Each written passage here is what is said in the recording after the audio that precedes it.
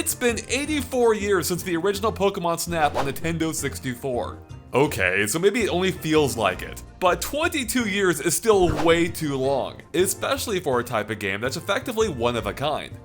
So after a 2-decade wait, can new Pokémon Snap even possibly live up to the expectations of a fan base that grew up with the first game, like myself? Is it everything we hoped it might be? And is it even as good as the original? Well, let's find out from the perspective of one who was a huge fan of the original game.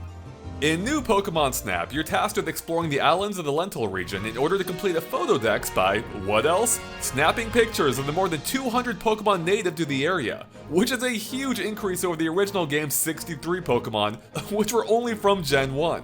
And every one of those 200 plus Pokémon are brought to life with what feels like stunning authenticity. Now, although the game is far from being a technical showcase as demonstrated by the low polygon environments and flat lighting, new Pokémon Snap's presentation rises above the sum of its parts, presenting a sometimes breathtaking world that enriches the wonderfully animated Pokémon that live here, who flourish like never seen before. You haven't lived until you've seen a pot of Wailord surface directly in front of you.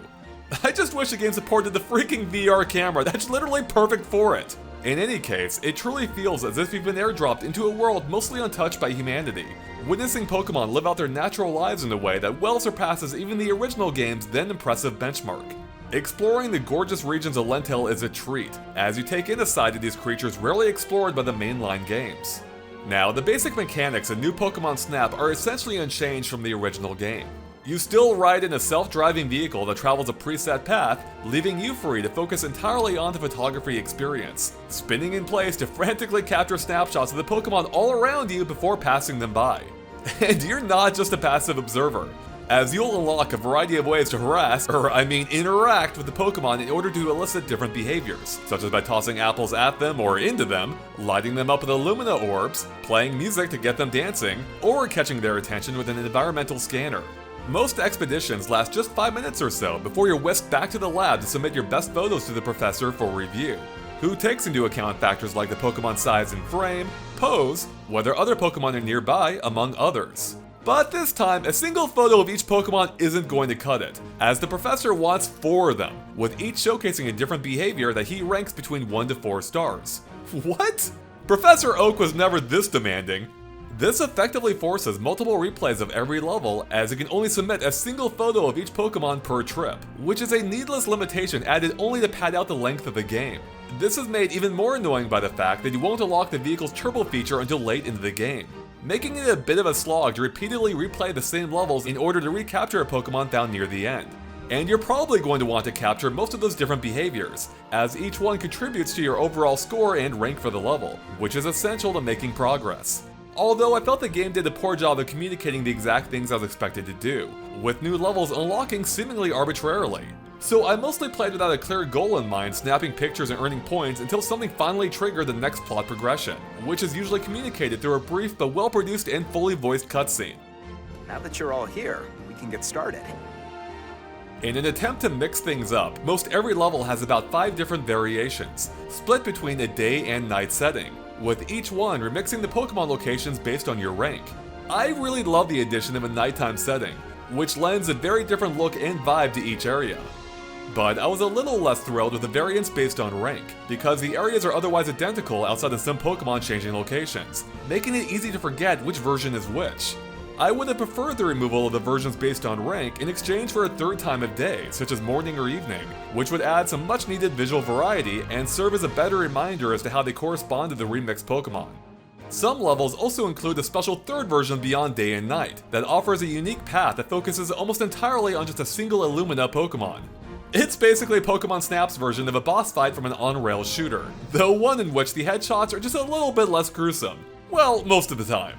So the overall goal is the same as usual, but the process is usually a bit more involved as you try to provoke the best reaction. Unfortunately, I wasn't generally a huge fan of these levels. I get that they're evoking the final Mew stage from the original game, but that worked because it was a unique one-time set piece serving as the game's final mystery and climax, whereas the singular focus feels out of place here with its more regular appearances. They're frankly just a bit boring, dragging the otherwise snappy pace to a halt. Thankfully, there aren't a ton of these stages and they're usually over with quick enough. My far bigger issue with new Pokémon Snap is the greatly reduced focus on the importance of the actual quality of each individual picture, to the extent that it feels like the score doesn't really matter. Not once was I compelled to improve any single Pokemon's picture, and it's not because I'm a photography savant or anything. It's almost directly because of the game's newfound focus on snapping multiple photos of the same Pokemon in order to showcase their different behaviors, which makes it trivial to acquire the amount of points needed to progress, as they naturally come as a byproduct of just snapping the photos in the first place. And since uncovering their different behaviors is essentially mandatory, the entire process eventually begins to feel rote, as most Pokemon react similarly to the same conditions, acting surprised when hit, happy after eating, or on high alert when scanned. Although the 4-star behaviors, to their credit, are often pretty unique and tricky to tease out. But as long as your photos are somewhat competent and you have a basic understanding of how to elicit specific behaviors, you'll have no trouble progressing through the game without ever feeling challenged when it comes to the actual composition of your photos. And that's a significant change from the original game, as I remember feeling encouraged to try and retake as many photos as possible to try and increase my score, such as by improving the framing or luring a Pokemon closer to others for a bonus, or creating a unique situation, like knocking Charmeleon into a lava pit in order to evolve it into Charizard, which is an element, by the way, that is sadly missing entirely from new Pokémon Snap.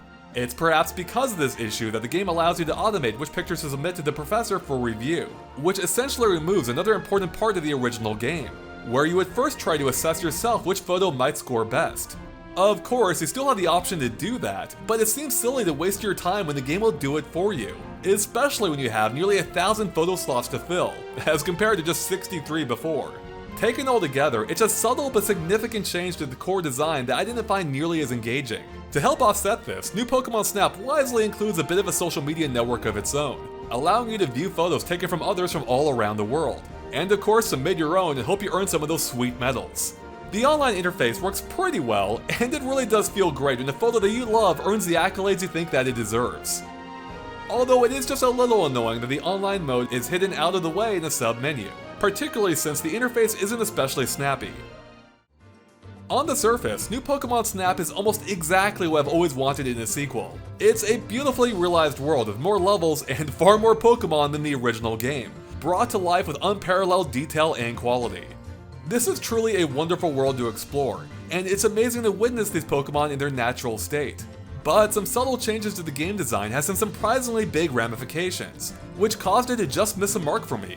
The new focus on capturing upwards of 4 different behaviors for each Pokemon aggravates the repetitive and mechanical nature of the game, like I'm just checking boxes rather than uncovering something truly special. And when paired with a reduced focus on the actual composition and quality of each photo, I found the actual photography experience not nearly as satisfying as the original game. So taken all together, I like new Pokémon Snap. Despite my complaints, it's still a breath of fresh air, and not just because of the incredible natural looking setting. At its best, it's a wonderful and weird mix between a Twitch-based shooter of sorts and an anxiety-inducing punch-out-like puzzle game, as you try to evoke specific behaviors while attempting to capture the results in a visually pleasing manner within a window of just a few seconds. I just wish the game hadn't sacrificed the elegance of the original's nearly perfect gameplay systems, in an attempt at extending game length through unneeded repetition that ends up feeling unearned. But hey, I still had fun with it all the same. And there you have it, GameXplain's review of new Pokémon Snap. But what did you end up thinking about the game? Let us know by posting in the comments below. And of course, make sure to stay tuned to GameXplain for more reviews and everything else gaming too. We'll catch you next time. Bye everyone!